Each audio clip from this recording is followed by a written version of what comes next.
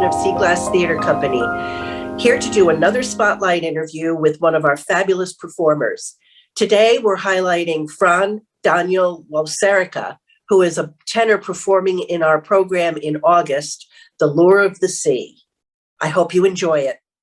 So it's wonderful to meet you, Fran. Very nice to meet you as well, Elise. It's an exciting program that we're putting on in New Bedford, The Lure of the Sea, but we'd love to get to know you a little bit before we get into talking about that program. So why don't you tell me about where you grew up and what your first experience was with music? Sure. So I'm originally from Miami, Florida.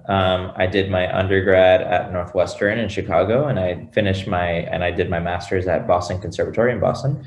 But I've kind of been surrounded by music my whole life. My family is very musical. My dad actually studied music in Cuba. And my mom has always sung, and she's got a wonderful taste in music. So I've grown up listening to a lot of jazz, a lot of disco. And when I was in elementary school, I joined the choir in first grade. It was a sort of extracurricular choir, and that was a lot of fun. I did that all throughout elementary school up until fifth grade. And then my music teacher in fifth grade suggested that I audition for a magnet middle school for choir. And so I went to a middle school for choir. I had to audition there, and I got into the program. And that's where I met my first voice teacher. He was my choir director there in sixth grade. And then from there, I auditioned for a magnet high school for choir. And then from there, the rest is history. I decided that music was the thing that I wanted to pursue, and specifically classical music. In high school, when you're sort of a choir/theater kid, you could go either way. But I just felt a lot more at home with classical music, and so that's what I decided to pursue. Yeah. It's wonderful. Classical music to me seems like it challenges your voice a little bit more than contemporary. That's probably not a fair statement, but it just seems elevated somehow. Sure. Yeah. Of course, I'm sort of biased. I'm partial to classical music. My brother is actually also a tenor, and he sings a lot of musical theater. So we have this conversation a lot. The things that we have to do with our voice in opera specifically, but I guess in classical music, in classical singing generally, are so unnatural to what we do in our everyday lives. Yes. That it's a challenge in the sense that you have to kind of put on your hat when it's time to sing.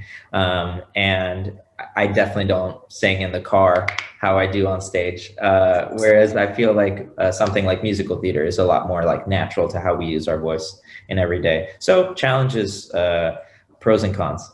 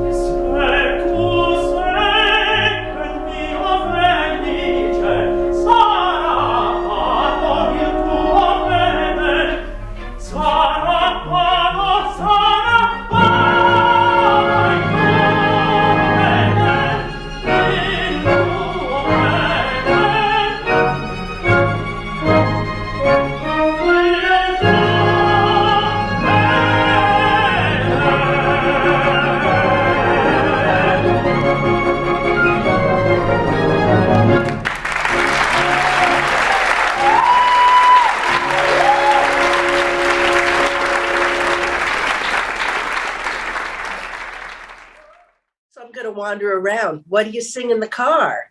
What do I sing in the car? Well, it kind of depends on the day. But today I was singing along to Bo Burnham's new special, his new comedy special. I listen to a lot of disco. I love disco music.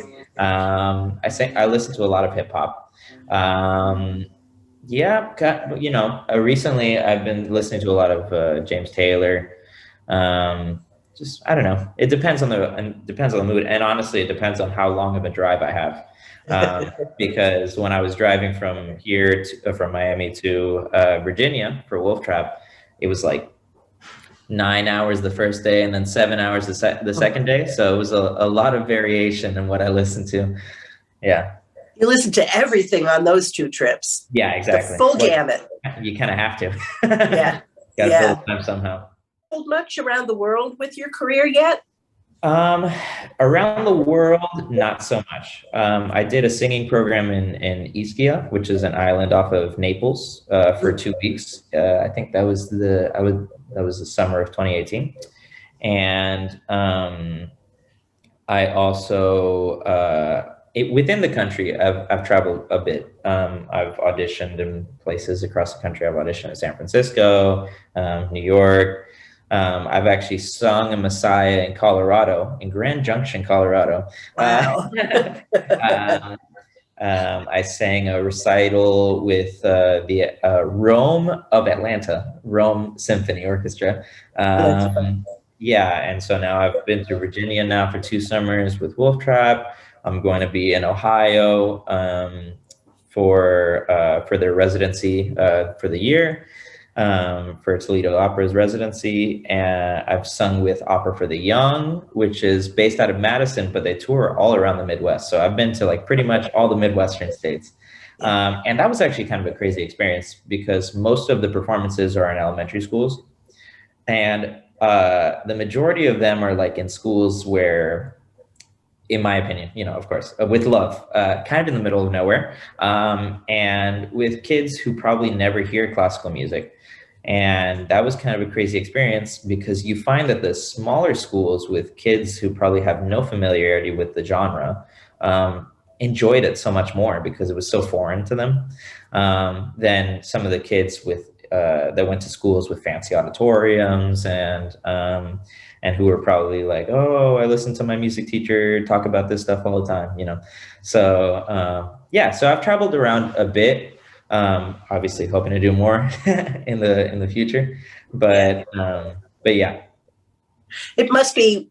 Do you ever think about how many kids that you hooked into classical from that elementary school experience? I wonder. All the time, actually, all the time. They gave us a number a few years ago from the year that I did it of how many kids we all sang for.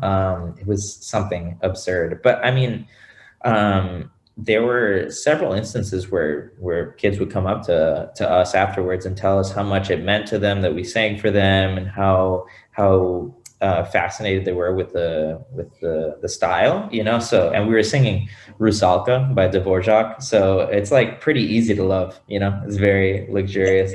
But yeah, I mean, I think about that all the time, actually, about how many kids who potentially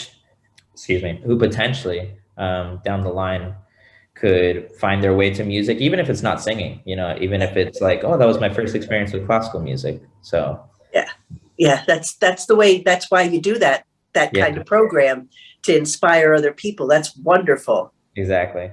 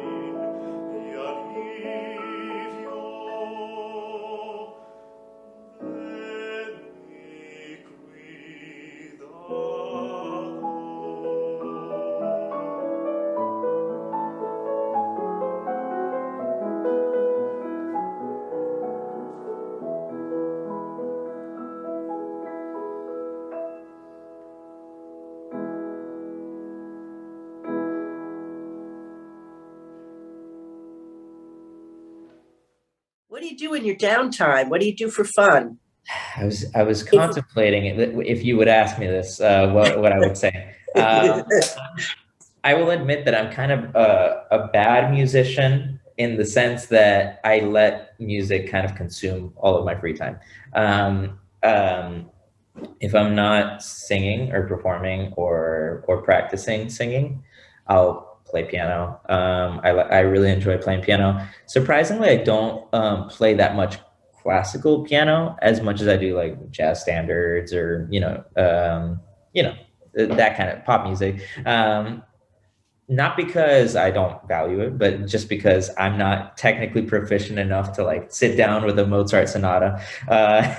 But I do a lot of that. Actually, during the pandemic, both my brother and I were relocated to Miami, and we started producing music together. You know, writing songs, doing covers of songs, and that was a lot of fun because it was kind of my first experience with the pop side of music and production, recording in that sense. You know, of course, we've had to make videos for classical music forever of you sitting in front of a piano. Hi, my name is Fran Daniel Laucerica, and I will be performing, um, but sitting in front of a microphone and doing 1,000 takes of this thing over and over again, it was challenging in a different way. And also writing music with my brother was extremely gratifying to see. We have different tastes. We have different, even though we obviously we're raised by the same people in the same place and went to the same schools. Just kind of the way that we approached music was like just different enough to make it really kind of insightful. But I love woodworking when I get a chance to do it. I like making things. I like watching people make things on YouTube. I love movies. I like watching movies and with my friends, my family. Yeah, recently I've loved eating more than I did before the pandemic, but but I think that's the case for most of us. Yeah, that's true. Yeah. And by the way, you're not a bad musician, you're a passionate musician. Thank you. I'll have to reframe my thinking on that. No bad. It's like the I'm sorry. There's no bad in having Sure. a passion that consumes you like an art. Okay. That's wonderful. That's Sure. wonderful. Yeah. Did you have a weird gig? Did you have a gig that was just so bizarre? You know, when I went to Chicago for my undergrad, it was kind of my first experience with new music, and I kind of got the bug. I love new music, and so I've performed quite a number of weird pieces. Let's just say it like that. But one gig that I did actually with the Crossing. It's a new music choir in Philadelphia, based out of Philadelphia. I'm on their album with Michael Gordon's piece, Anonymous Man. But we did this piece called A Period of Animate Existence. And it was by a composer named Troy Harrion. And it was a collaboration with Pig Iron Theater, which is a devised theater company in Philadelphia. And it was kind of a strange piece because we were only in one number. It was like a series of scenes. So we were in one scene, and it was, okay, let me describe it to you. We were dressed as these big trilobites. I don't know if you know what those are, but they're like prehistoric organisms. They look like a horseshoe crab, kind of. And so we had these giant red costumes made out of hula hoop frames with fabric stretched over them. So we looked, so like you had no arms, your arms were up against you. And we were like this big with hats on top of us as well. And so we were in the very back near the scrim, while in front of us, there were 3 wrestling mats with duos of wrestlers wrestling in front of us the entire time. And it was very interesting. I mean, from what I heard from the audience, it was super well received and very effective. But I will say that was one of the less orthodox productions that I've ever been in, and it, the singing was it was a choral singing, but it was a lot of solo lines and some overtone singing, which I enjoy doing. It's very, which we don't get to do a whole lot of in opera, that kind of stuff. But yeah, I'd say that that's probably on the weirder side. But that was actually my first time singing with the Crossing, and it was just such an amazing experience to be in Philadelphia singing, and especially such a piece like that where it's like when you think of new music, you feel you hear people making fun of new music. It's like, oh, you probably just like don't even sing words. You're like in these weird productions with people wearing strange costumes, and unfortunately, we fit all of that stereotype, but hopefully in a good way. Yeah. Just like opera was back in the old days. Exactly. Opera was new music at one point, wasn't it? It was exactly what's going on. Yeah. Elephants on stage and all that good stuff. Exactly. Well, that does sound very weird. Yes. Yeah. But I think edgy gets us to the next place, doesn't it? Totally. Yeah. And without that kind of those leaps, we will stay in the same place. And Troy Harrion, actually, I think he has composed a lot for film, and so that music was very cinematic. It didn't sound super weird, super crazy, but yeah, I completely agree. Is that if we don't take the risks, we never know what we could be doing further down the line.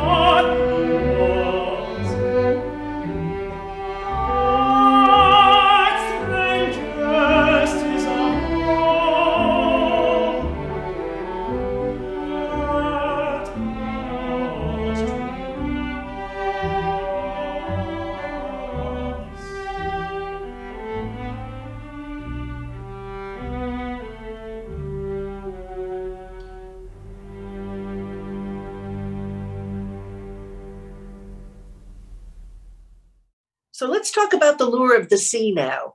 Yeah, the scenes from Marina are really interesting to me. I rarely get to sing in Spanish, which is unfortunate, because I think that it makes such sense as a language to be sung in, specifically for opera.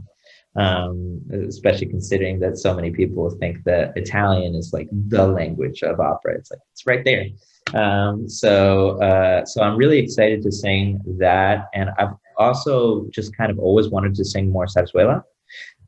So this is my opportunity to get some more under my belt, and I'm really looking forward to it. I also really love that they programmed so many scenes from each of these two shows, so you really kind of get a sense of the plot and of what's happening with the characters, rather than like, now we're just going to perform an aria and you get no idea of like really what's going on. All that paired with our solo repertoire. I believe, I don't know if this is official because there's like two options to the program, but I'm singing an art song by Donizetti, Il Barcaiolo, which is like the gondolier. And I love Donizetti. I love singing bel canto music, so this is very, very cool for me. And a song with guitar accompaniment called La Ausencia, which is another song in Spanish that I'm really looking forward to singing. I love singing music with guitar. It's like a type of collaboration that, even though, of course, singing with a piano is collaborative because you have to push and pull in so many different ways. But with a guitar, it feels so much more intimate. You know, maybe just the sheer size of the instrument or the loudness of the instrument, but it feels a lot more. It feels a lot more sensitive to sing with that. So I think that in general, the repertoire for this performance will be very varied, but kind of cohesive in theme.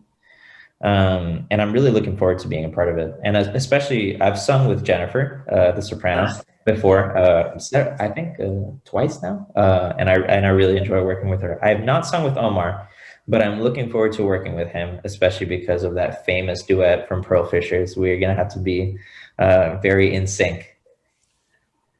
I think you will be. Yeah.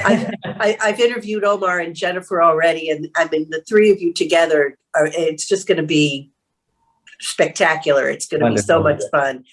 Like I said, I rarely get to sing in Spanish, perform in Spanish, even though I've been speaking it my whole life. So it's really exciting. Wonderful. Well, we look forward to it. We really do.